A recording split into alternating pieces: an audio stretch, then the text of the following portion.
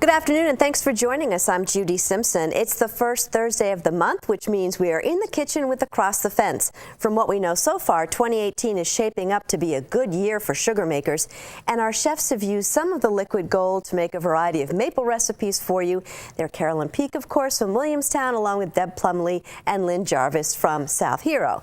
Now, one of you lucky viewers will win the Maple Syrup Cookbook. It contains more than 100 recipes for breakfast, lunch, and dinner. I'll let you know how to enter the free drawing at the end of the show. We'd like to take a moment to highlight some of our loyal viewers: Caroline Lamb from Johnson, Betty Lackey from West Charleston, and from Iversburg, Dan Rickert. From Brushton, New York, Irene Marsh, Josie Moore from Jericho, and 95 years young Leona Tipper from Sheldon, who says watching our recipe show is one of her enjoyments. The list does go on, and be assured that all of your cards and notes are read and much appreciated. We've got lots of great recipes to get to, starting with Deb, so it's your kitchen. Well, thank you. And I know this is a favorite segment with many of our viewers, and we call it Celebrating Vermont's 5th season, Maple Sugaring. And I want to open with a family-friendly recipe sent in from Virginia Fry from Danville.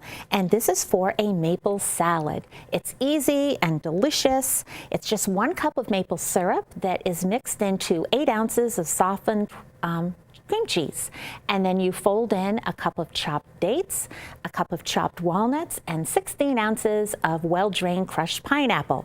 Let those flavors blend, fold in a tub of non-dairy topping, and voila, you've got a wonderful fresh salad perfect for the springtime. So I want to thank Virginia for sending that in.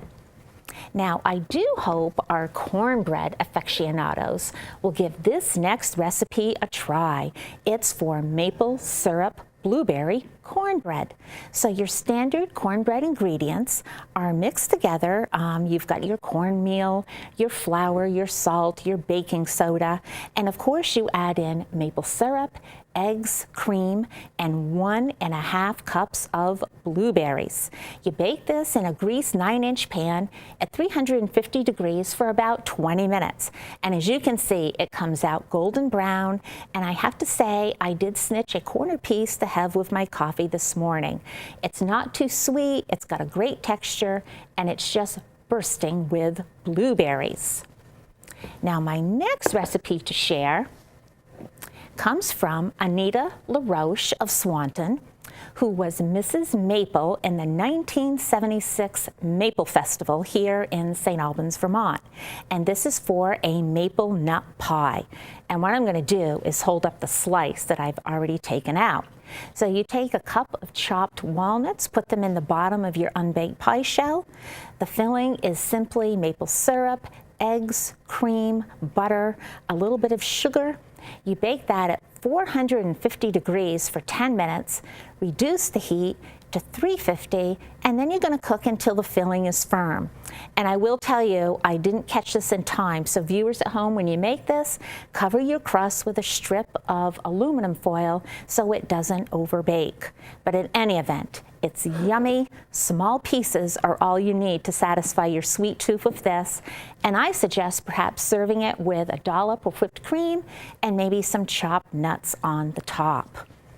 Now, we have a lot of great Vermont products, 2 of which come from trees, maple syrup, of course, and apples. These are called glazed maple apple Blondies, and I tell you, they are going to be one of my new favorite desserts. Brown sugar is blended with butter, eggs, and flour.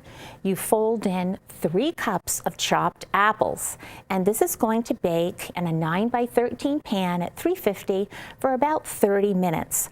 I lined the pan with foil so I could just lift it out. Now, when the brownies come out of the oven, you're going to let them cool slightly. but while they're still warm, you're going to cover them with a glaze that you make with brown sugar, butter, and maple syrup.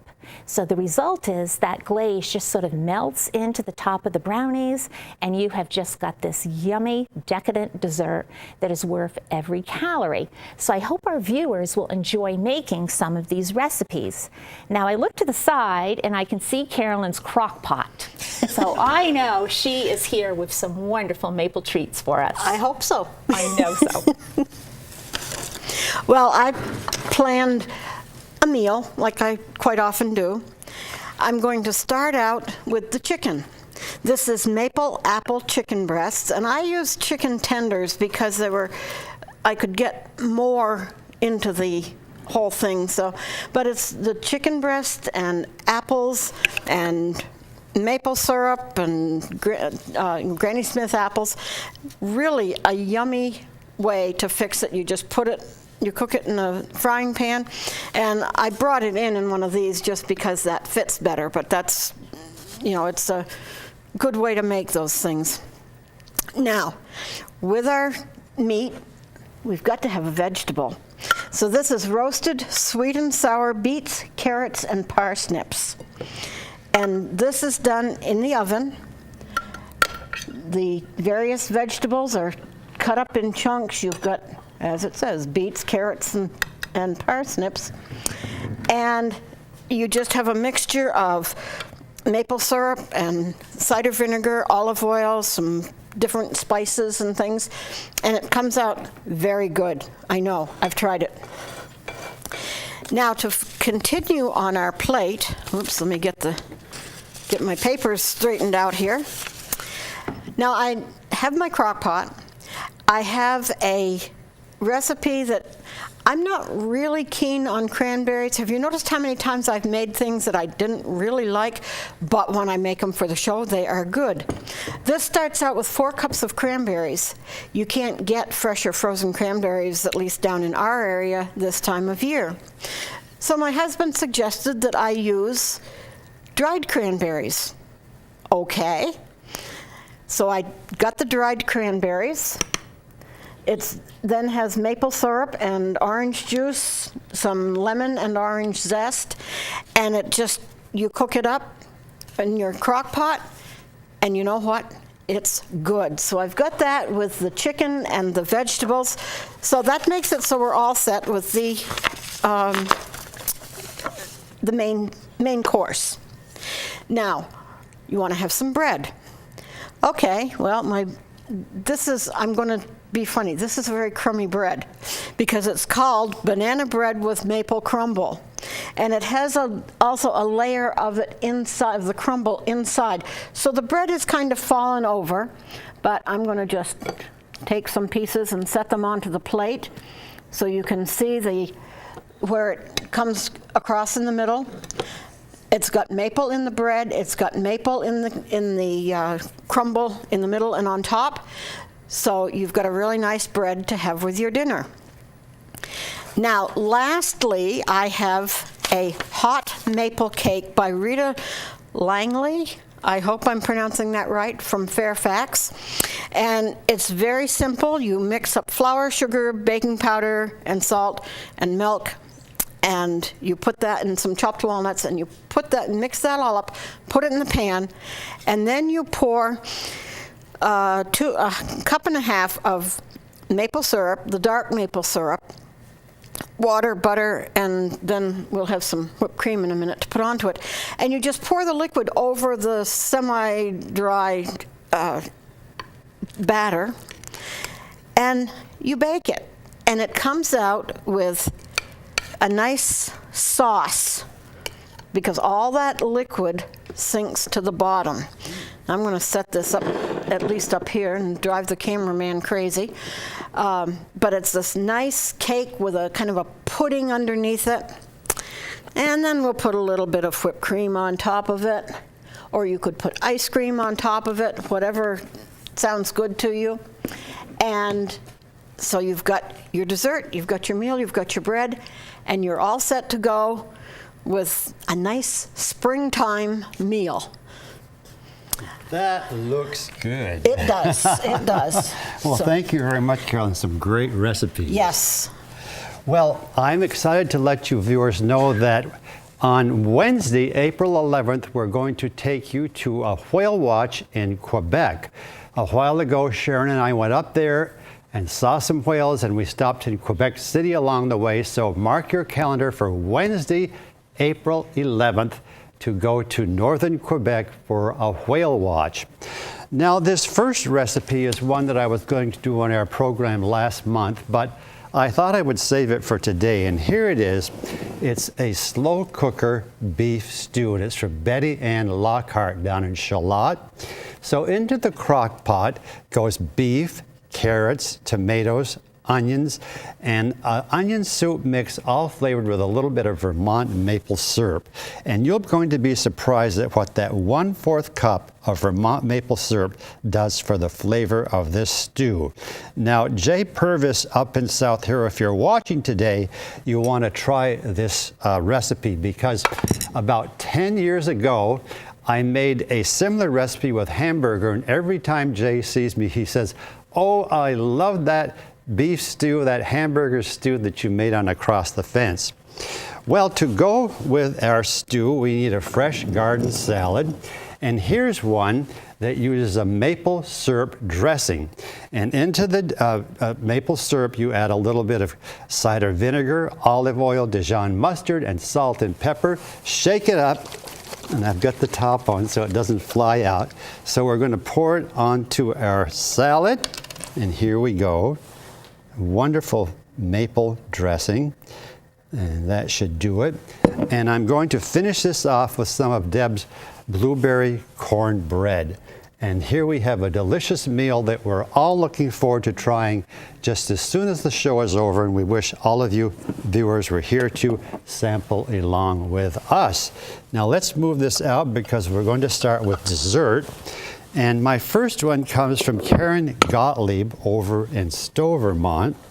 And we thank her for sharing that recipe. And it's her maple cream Meltaways. And here you see them. This recipe came from a 1965 Boston Globe cookbook. And that's more than 50 years ago. Where do the years go? That's just amazing to me. Well, it's fun to make.